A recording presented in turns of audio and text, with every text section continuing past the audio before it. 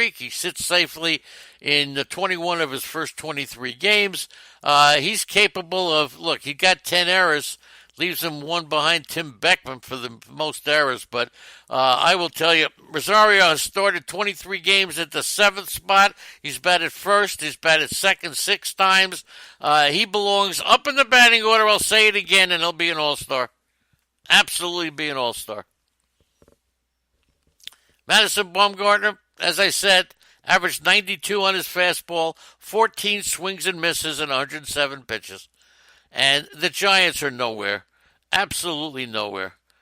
So I wouldn't be surprised. And, of course, they had the incident with Derek Holland, who says the management has no idea of what they're doing. Holland, very critical. Expect Holland to be released sooner than later, okay? So there you go. And in Pittsburgh, if you remember, tell me who remembers, I campaigned for Josh Bell early on in preseason, and I got him in labor. I didn't get him in Tout Wars. I got him in labor. But still, very happy with what Josh Bell has been doing. And I'm convinced that Josh Bell was a good pick this year, okay? Absolutely convinced that Josh Bell was a good pick, and he's proven it to me. Sometimes I'm right, sometimes I'm not.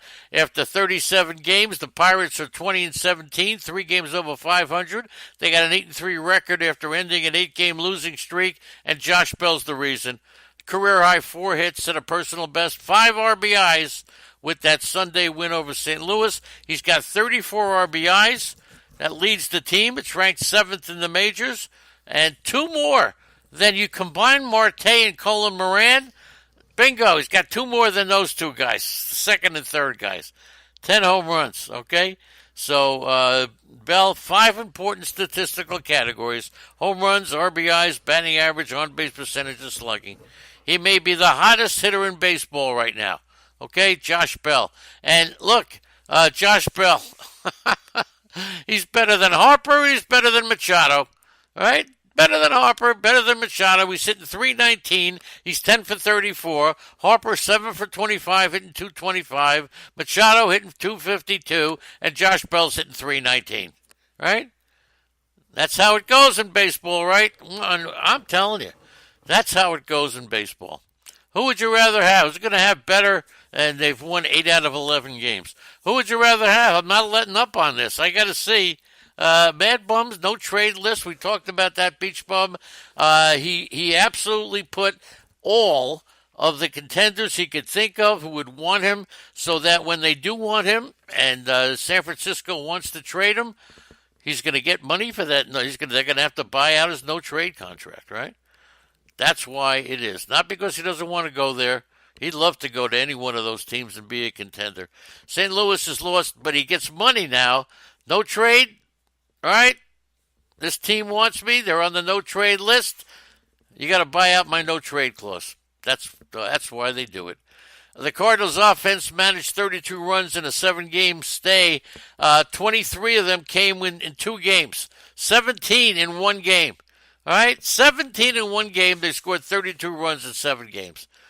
Unbelievable. Carlos Martinez struck out 3, walked 2, pitched 1 2/3 on Sunday. He's going to come back, but he's going to come back as a relief pitcher. He's recovering from shoulder soreness. Okay, that we know.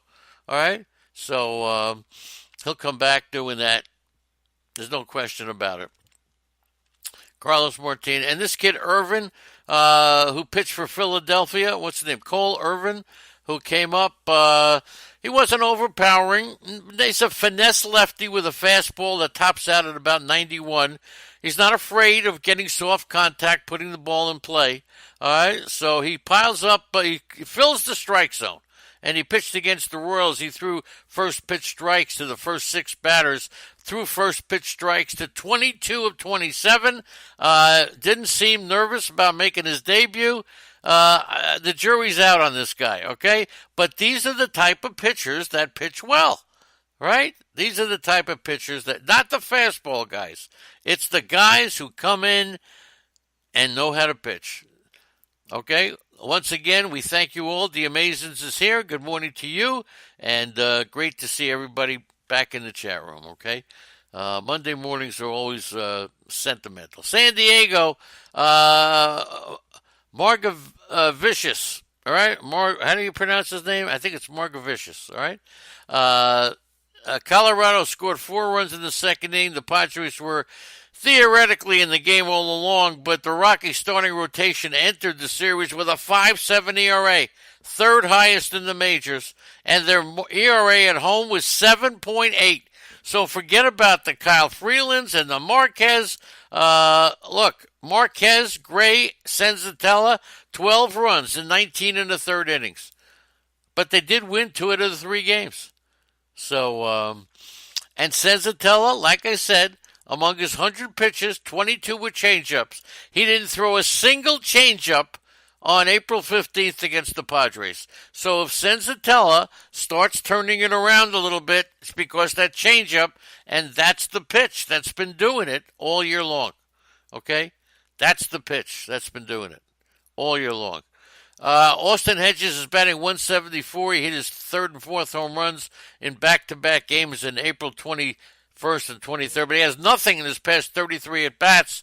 He had 2 singles Saturday. That's it. And we got Mejia. Francisco Mejia is on the injured list, so keep an eye out for Austin Allen. Made his first career start and got his first big league hit. He's been up 4 times. Will Myers 2 for 14. He's got the best numbers. Colorado he really does a great job there. And that's the National League. So good morning to everybody. Now let's move over to the American League. Once again, I got to thank you all for sincerely thank you all for doing what you do. Baltimore, John Means has allowed no more than 1 earned run in 5 of his 6 MLB starts. The last pitcher to make his first 6 Major League starts for the Orioles and allow fewer than 2 earned runs in at least 5 was Steve Barber back in 1960. How about that? Dwight Smith launched a 2-out solo homer in the 6th. It was his 8th home run of the year. Got the team leading RBIs at 27. All right. Means was coming off his best performance. 7 innings, allowed 1 run, 3 hits against the Red Sox. Okay. Chris Davis, 5th home run of the year. He's now batting 196. How about that? And our Baltimore beat writer said Chris Davis could he's batting 290 since breaking that stretch. And I think it's time to pick up Chris Davis. How about you? How's that for a bold statement? Pick up Chris Davis. In Boston. Yes, in Boston. Michael Chavis has the second most RBIs in a Red Sox player's first 20 games. He trails only Ted Williams and George Scott, who both had 20. He's got 19. How about that one, right? The slate is small today. I've heard that from a couple of women that I dated. J.D. Martinez hit 2 home runs. Ricky Chavis drove in 5 runs as they beat the stumbling Seattle Mariners, completed a 3-game sweep in soggy Fenway. It was their 3rd straight win, 16 out of 22. Here come the Red Sox. In Seattle, awful. They are just awful. 4th consecutive loss for the Mariners. They finished the 10-game road trip. 2 wins, and they fall to 20-23. They had a 13-2 start. Now they're 7-21. The White Sox, if you listen to our show Sunday, Lucas Giolito was a big subject. We had one of our esteemed producers come on as a guest, and he talked about Giolito, big White Sox guy, Bennett Carroll, and Giolito was good, man. Bennett was he has been on the Giolito bandwagon, and he told us to stick with him, and he was right. So he returned from the injured list. He's been dominant. He's 2-0 with a 1.86 ERA, 23 strikeouts in 3 starts. So doing pretty good, Mr. Giolito. If he's available to you, go get him. Robert Perez catches a lot of heat over in Cleveland for his lack of offense. Not as much as Ramirez. And Andy took the position Sunday with Jose Ramirez. Sell him now. Sell him now. Andy took the position that, and a caller disagreed and called us and was a little annoyed that Andy gave the wrong advice. He said, hold on to him. You lasted with him this long. I don't think that that's right. And if you sell him for 50 cents on a dollar, it's addition by subtraction. Get his. What makes you think he's batted under 200 for almost a year now? Okay, maybe a little less. Okay, but for the most part, what's going to make you think that he's going to change? Because he got a good hard hit rate? I'm sorry.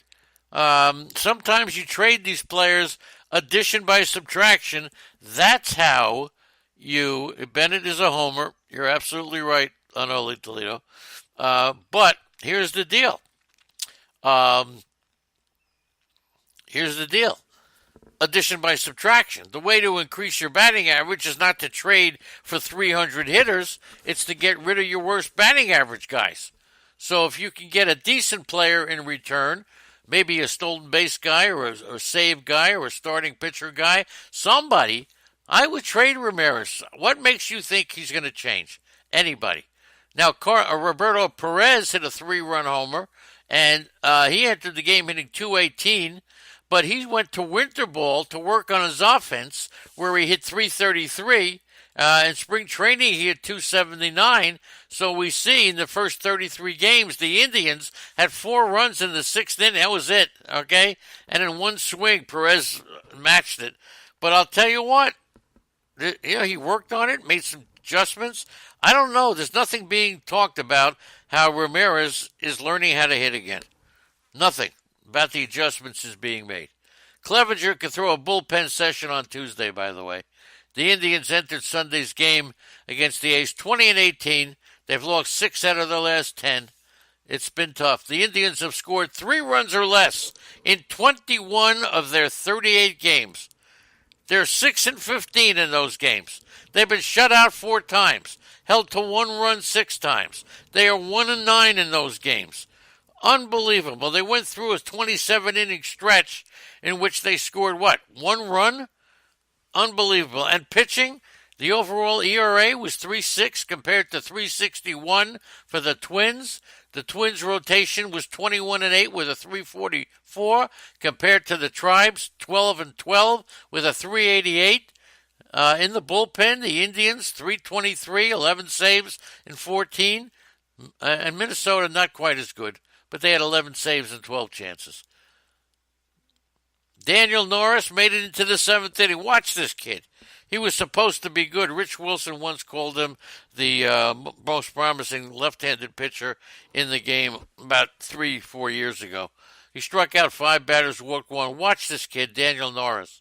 Astros outscored Texas 33-11, and they're 16-4 at home. And George Springer, MVP, the whole thing, Hall of Famer, okay?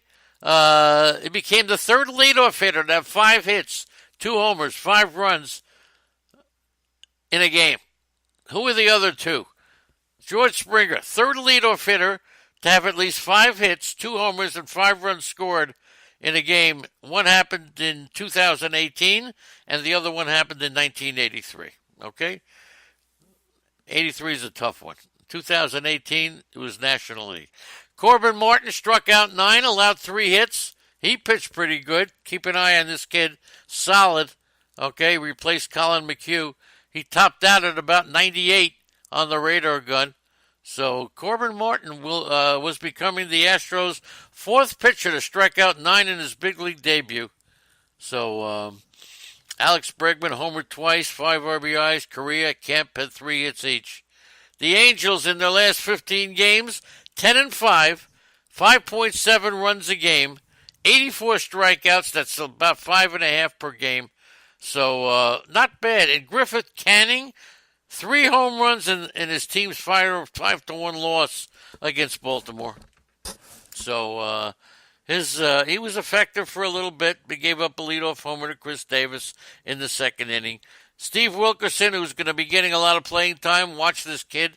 He'll be playing somewhere. All right, so Canning struck out 6. Look, what are you going to do?